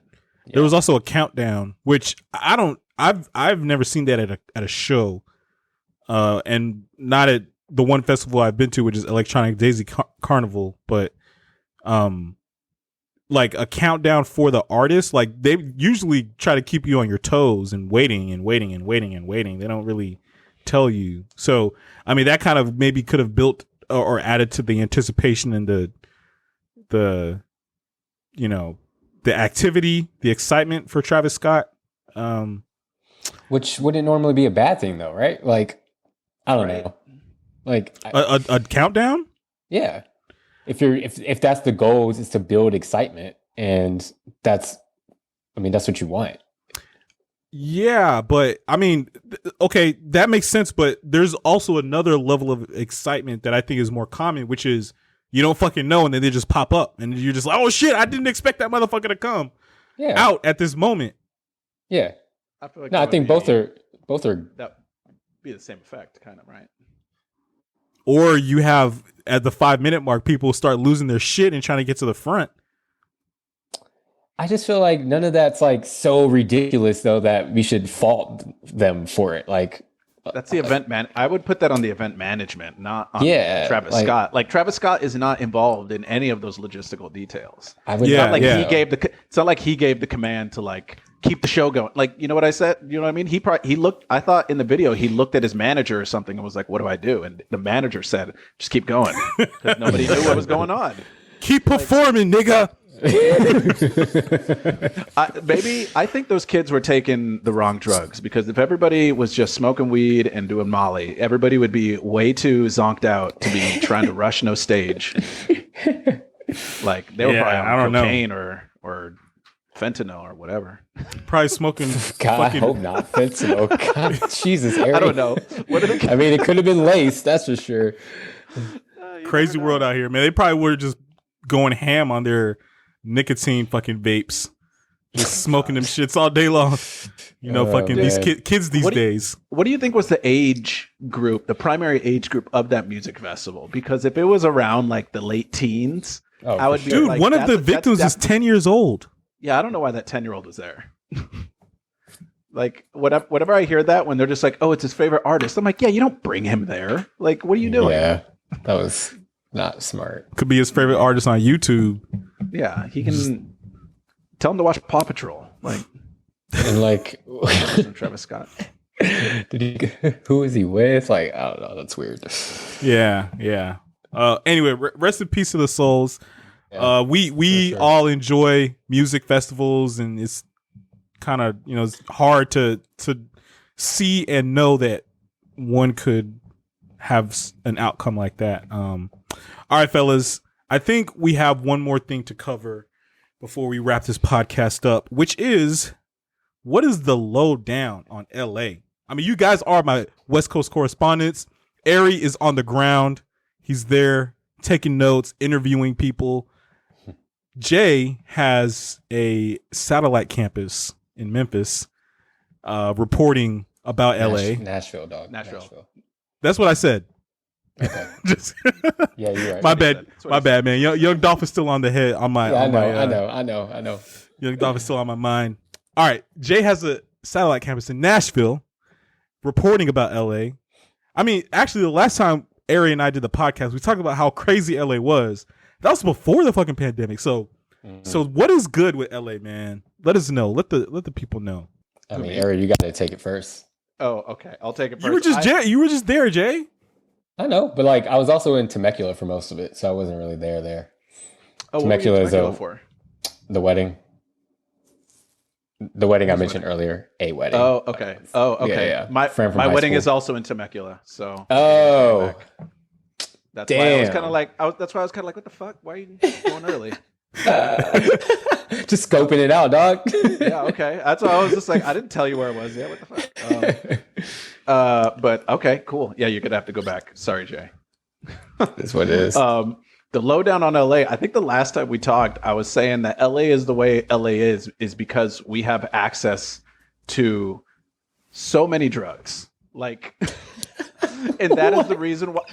No. Hear me out. I'm like, LA's nightlife is like, it's not as great as it could be, but for what it is, it's still fun. But it's because what happens is when you don't realize how many people in the city have drugs until you've like gone out on the city a lot. I've ran into people who offered me coke, acid, molly, just random people anywhere. I've never met these people, but it just speaks to the character of the people that are here. It is that a lot of people in LA proper, like the city in itself, are just there to fucking like party, to be honest. I'm not even gonna lie. It was fun while I was living there, but it's not real life. You can't take your life from LA and like live that way anywhere else, really, because no other city is really going to allow those kind of shenanigans to really take place and go on. People will put you in check, I feel like, real quick.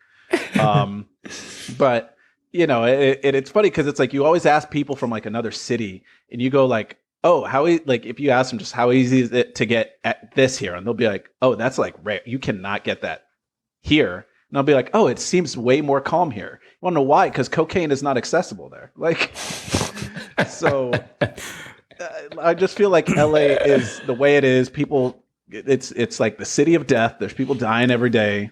There's all sorts of crazy shit going around all over the city. And I want to say it's in part because of that. The drug trade and the drug war like fuels a lot of stuff that happens in the city. So, man, you're making a lot of sense.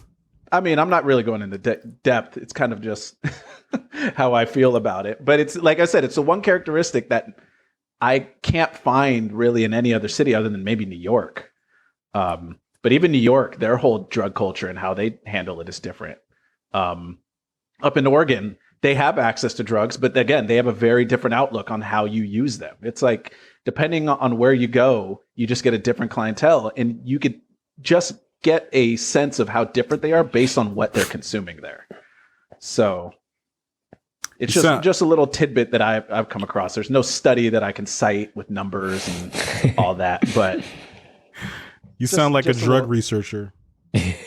all observation research. I'm a man who knows people. That's a good thing to have, man. Too. Social capital is the most important capital, in my opinion. I agree with that. So, I mean, is it still like that in the pandemic era? It's hard to tell. Like, I moved out to the suburbs, and I haven't been like out into the city in like a minute, in probably like a year. So I don't really know what the vibe is anymore. But the last time I went out just to a bar, just in LA with some friends, it looked like people had been pent up, like ready to go. Like it was just a bar on like, this was a small dive bar, like nothing really going on, and it was packed, and it was like packed with both girls and guys. It's like if you're a single guy in LA post pandemic, you're gonna be successful. Like you're gonna be in good shape because everybody here has been waiting to just like go back out and party. And at this point, like the vaccines and the masks and all that stuff, we were about it at first, but after like the first like alert letting us know that we could like see normal life, people stopped giving a fuck. Everybody just got vaccinated and said, okay, pandemic be damned, we're gonna go back out now that we're vaccinated. That's the way it fucking should be. I'm about it. I like I said, I haven't been out in LA in a while, but from what I've seen in the short little glimpses, it looks like it's back to the full swing of things and back to being party central. But during the pandemic, it was rough. It was real rough for sure. I don't know if anybody. I would recommend anybody be in the city during the pandemic. That was real bad. Man, Joe Rogan traffic, was though, going right? the fuck in, man. Joe Rogan could. That guy sucks. All right, then. I'll be sure to cut that out of the podcast. He doesn't sponsor you. He doesn't, man. He doesn't. You're right. Jay, man, so you're reporting from afar, but you did go to L.A. Temecula, you said. Yeah. I don't even. Yeah. What is Temecula? That doesn't even make it. That doesn't. It's not LA. I was in LA just for like a hot minute before I went to Temecula because I just saw my parents and then bounced. So All right. It's SoCal wine country, but Yeah. it's not great wine. I don't even think I had. Well, I guess I had their wine at the pre-wedding night thing, but yeah, I don't think I've ever been to Temecula to go wine tasting or anything like that before. So good to know that it's not the best. But the land there is very nice. Like the fucking, I don't know, the mountains there and the homes are ridiculous. Like it's the place that we stayed in for our Airbnb was just like insane, but it was cool. It's very cool. You guys are making me feel very optimistic and anticipatory. Using too many big words right now. For your return to LA, is that what happened? For my annual West Coast trip. This year it will be for shenanigans in Las Vegas, or next year, which I won't discuss in too much detail right now because that's not appropriate for the podcast. What happens on the podcast when you're talking about Vegas stays on the podcast or stays off the. I don't know what the fuck. Or you just don't talk about it. Just don't talk about it. Yeah. But I mean, what's your take, Jay? I mean, you've been removed from LA for a couple years now. You're an LA boy.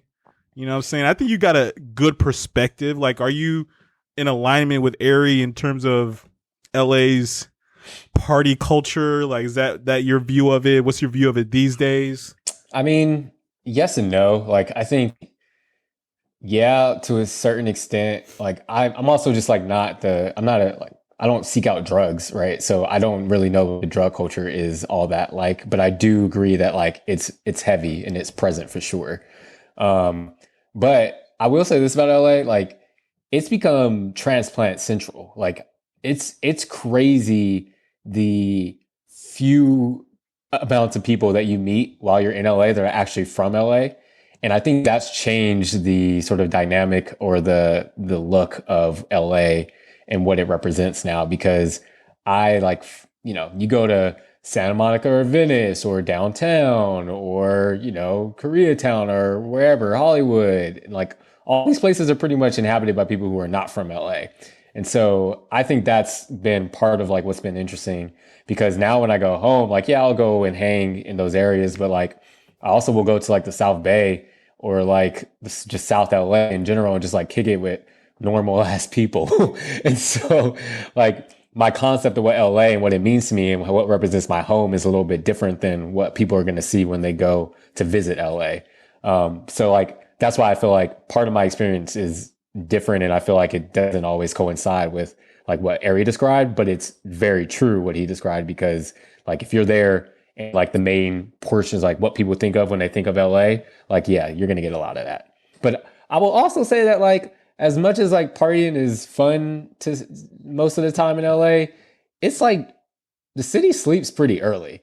Like most places are closed very, very early, especially compared to New York. Like New York, you don't start going out till like 11 o'clock. But in LA, you got to start going out, like getting ready by 9, because places are going to close by like 2 or 3 at the latest. Yeah, that's true. Since all the bars close at 2, it sucks. But it's it's whack. But if you want to have like a real night out in LA, you gotta find the plans that happen after 2 a.m. Oh yeah, warehouse parties. Warehouse parties are fun as hell. House parties. That's where all the interesting shit. You're in for a night of some bullshit if somebody's like, "What are you guys doing after this?" And yeah, exactly. If anybody says the hills, like, you good. Man, I am looking forward to that next West Coast trip. Yeah, I mean, is that what you said, Jay? Is that about more transplants?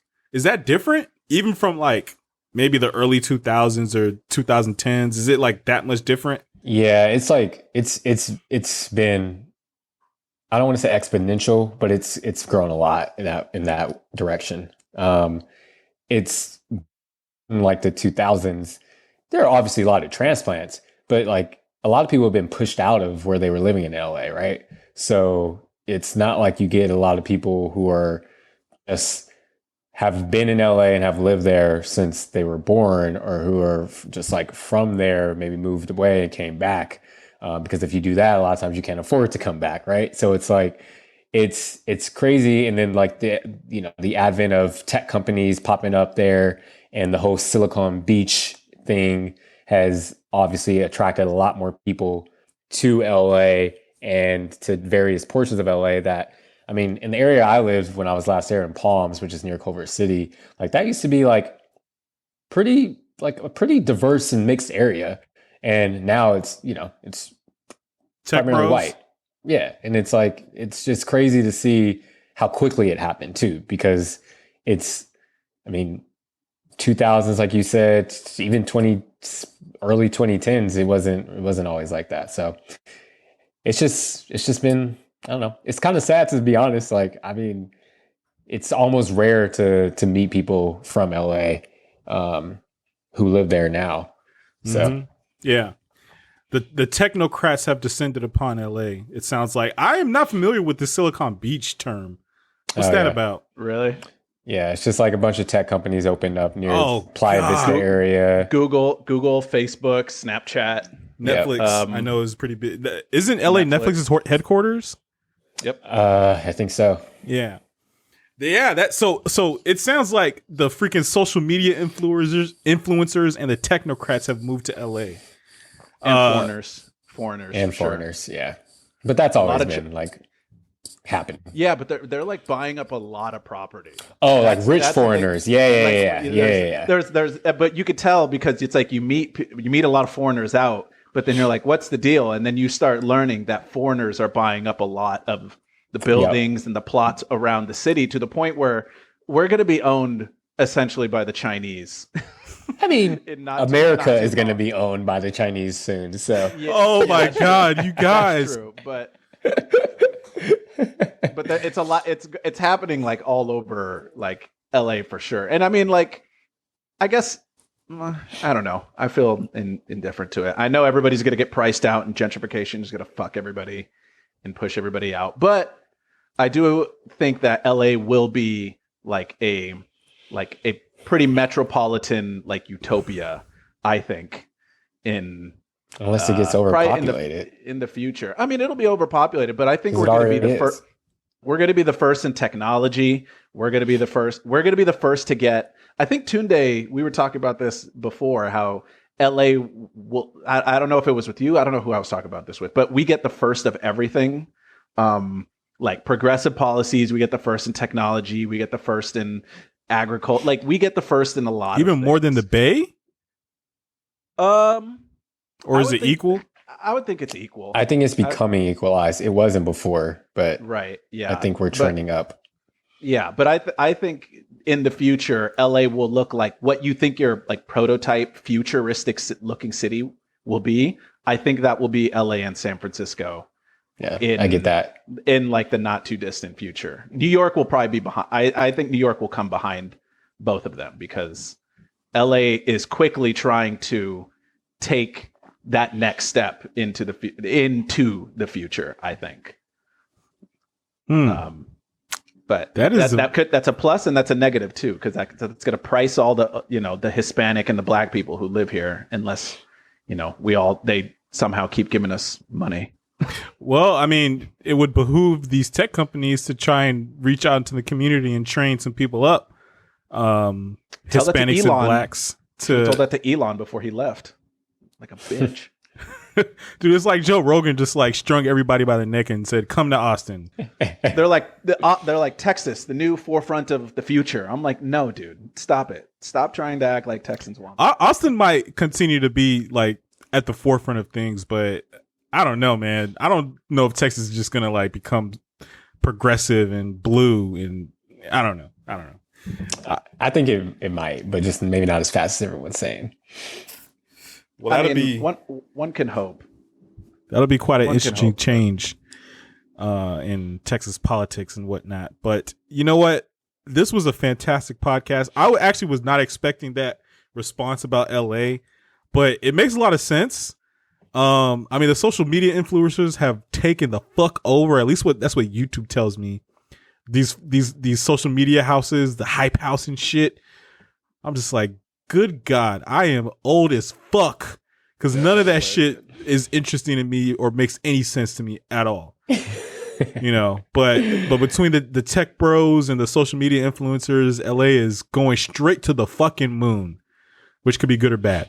I don't know. There's people doing like TikTok dances everywhere. There's Dog. people doing, dude, It's ridiculous, man. Yeah. Like I was at a park, like a small park, and these two chicks were sitting there like on their like little like mini skateboards trying to take videos and like doing their hair at the same time. They had one of those blow things where they could like, I mean, blow thing is a fucking fan, I guess. But like it looked very intense and like special, but it was a fan. And they were using that to like blow their hair while they were on the skateboard. And then they had a little like, remember those like bop it things? They were doing some like, I don't know, it was weird, man. It was weird. I was like, and I'm just sitting here watching this because this is life in LA, I guess now. So motherfucking LA, man. Tunde, Yeah. you remember my friend Alvin? You met Alvin. Yeah. So he lived in this building in Hollywood, and it was a really nice apartment building. And he was saying how most of the tenants in that like ridiculously nice apartment building, a lot of them were social media influencers. And he was saying that they were and they were all like in their like late teens, lower 20s, like they were dumb as shit. But he was like, all they just do is do like shit on Instagram and damn, probably got like 1.6 mil. 1.6 mil, baby. Dude, and all the cars in that garage were pretty crazy. It would be like, what?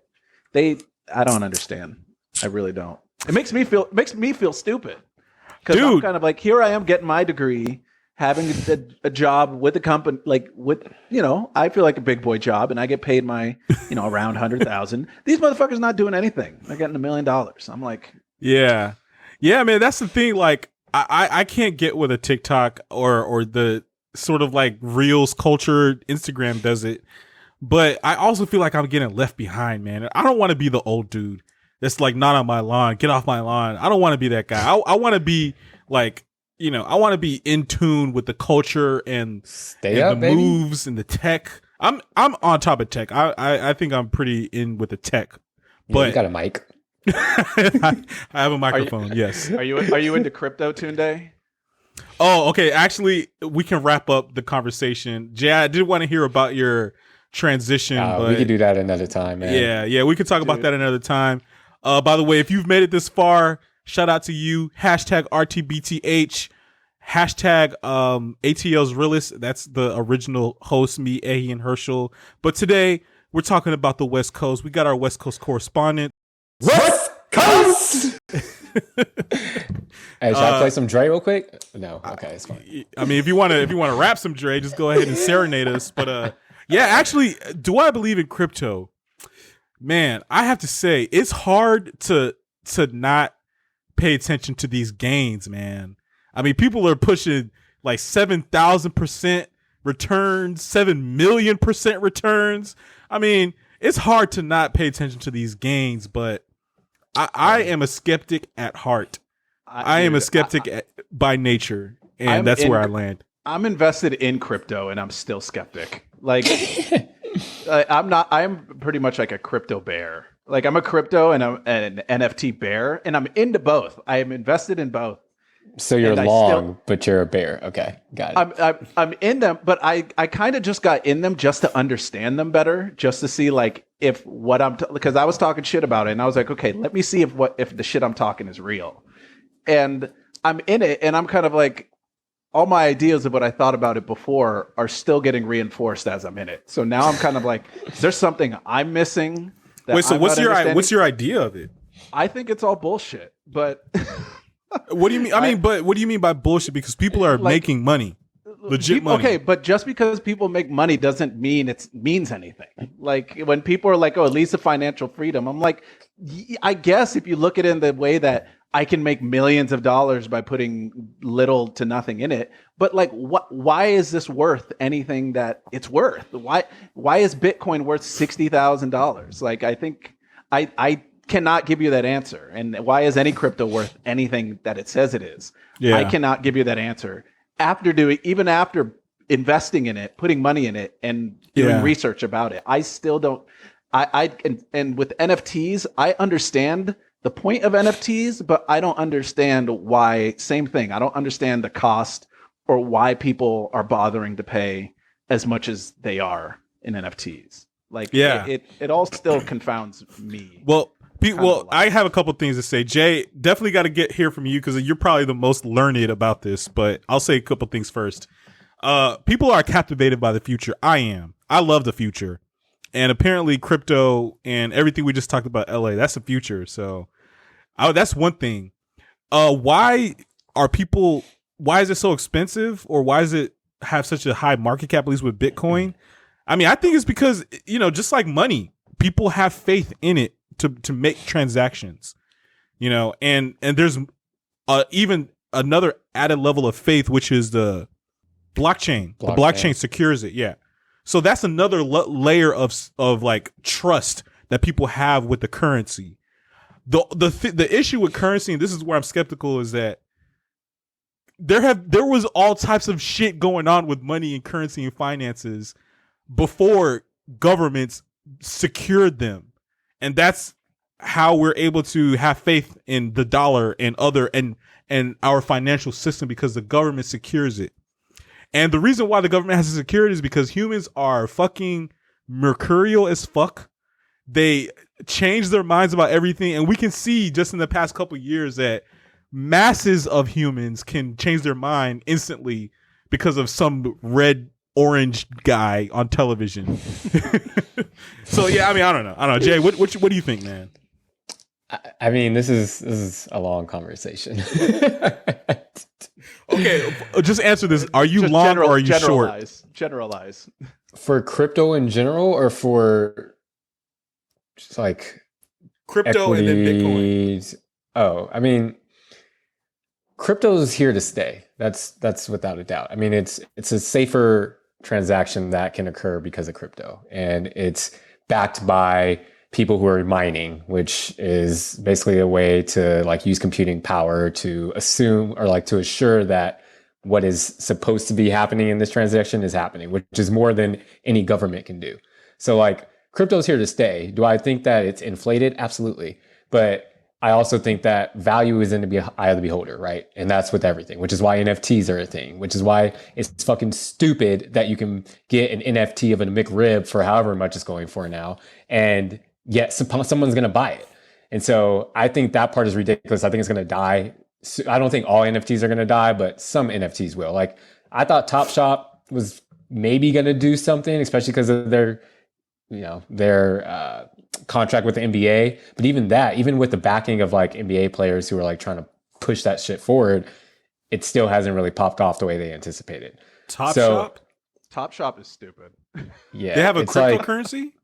It's an NFT. It's for like basketball cards essentially that you can trade just like a physical card. And there's aspects to it that are like interesting that make me be like, okay, maybe there's something to this that could eventually become the thing. But I mean, time will tell. And they also didn't have money available to like give to people when they made their transactions sometimes. So that was a problem. But I say all that to say that like some NFTs are going to survive because people just will find a reason to value something that seems stupid to everyone else. But then also that will encourage other people to value those things. But I don't think all NFTs are going to survive. I don't think that's going to last in the same way that crypto will last, because crypto is being used in a lot of other ways that are like, have you guys heard of like DeFi? Yep. Like decentralized finance. So, okay. Nope. Yeah. So like that, a lot of the concepts that revolve around that are using crypto. And so it's like I said, it's here to stay, but all the various coins that you can purchase, some of those are not going to last. Having Elon talk about Shiba coin and talk about Dogecoin. Like this is all speculative investments, right? So this is my general statement is this. Like if you're going to invest in crypto, do it smartly. Don't do it based on a speculative like hint off Twitter. Because if you're doing it off of that, yes, you can make a shitload of money, but you can also lose a lot of money, and you don't hear about those people because that's not what anyone wants to hear about. So crypto is a big echo chamber.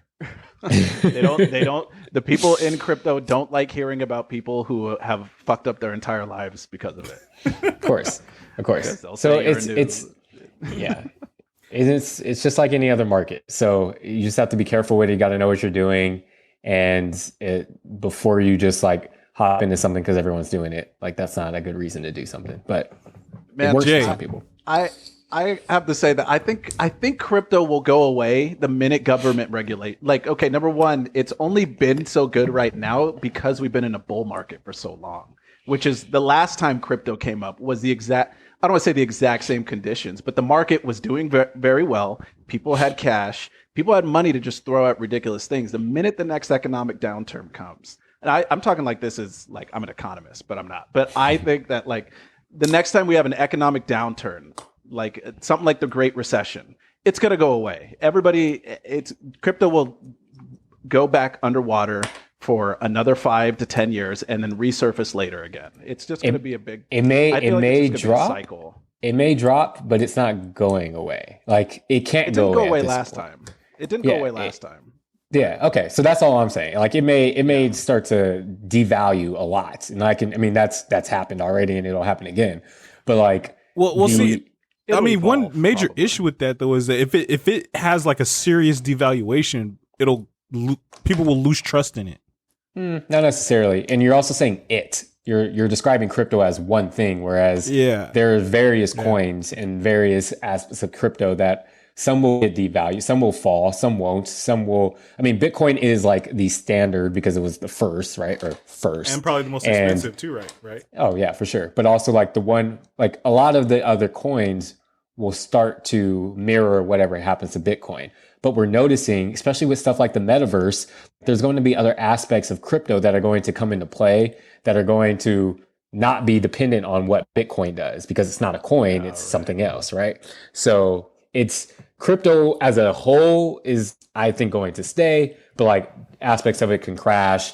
Different aspects of it may ride the wave and still monitor and stay the same. And then other aspects may skyrocket. So it's going to be really interesting to see what happens, but like, just, I don't know, educate yourself because I'm still doing it too. So China, if other countries start copying what China does, though, we'll probably see crypto go back underground again because China's cracked down pretty hard. They have on their mining, which took a shit on the market when it happened, but somehow the market still propelled itself. So I'd be interested to see. I'm interested to see how this next like 10 to 20 years in the entire world just turn out. Yeah, it's going to be fucking interesting. In the next 10 to 20 years, we can either go to ruin like real quick, or we could be on Mars, and eat with President Elon. Pretty much. I mean, I wouldn't doubt it. My kids are going to be on the moon in no time. Well, I like the way this conversation went. Like I said, I love the future. I don't like to live in the future because, I'm not going to bore you guys with mental health right now, but I will. A lot of people find mental health struggles when they're living too much in the past or in the future. So I don't like living in the future too much, but I love the future. And it sounds like cryptocurrency is going to be pretty important. We'll see the valuation. It sounds like social media influencers is going to be here forever. Sounds like fucking Silicon Valley is going to take over the GTA. Take over LA. Anyway, this is a great conversation, gentlemen. I'm glad that we could do this. The West Coast connection is real and it's alive and it's thriving. Yes, any last words? Lakers in 7. Wait, what? Championship, Western, just everything, every series? Everything. Dude, you know the reason why it's going to happen is because Westbrook's going to average like 30 turnovers a series. Westbrook will miss every single shot in the playoffs except the one needed to win the game. That would be so crazy. That would be so crazy and so appropriate. I mean, okay, all right, fine. Last word. I mean, Westbrook got to go to the bench, man. Get him on the bench, and the Lakers will be successful. It might happen. Team. It might happen. Oh, you think so? Not the team, but the bench. It might happen. Okay. I think Vogel will do what's necessary. Fire Frank Vogel. Bring back Phil Jackson. Okay. I think we can go ahead and end the podcast on that note. This is RTBTH, and we are out.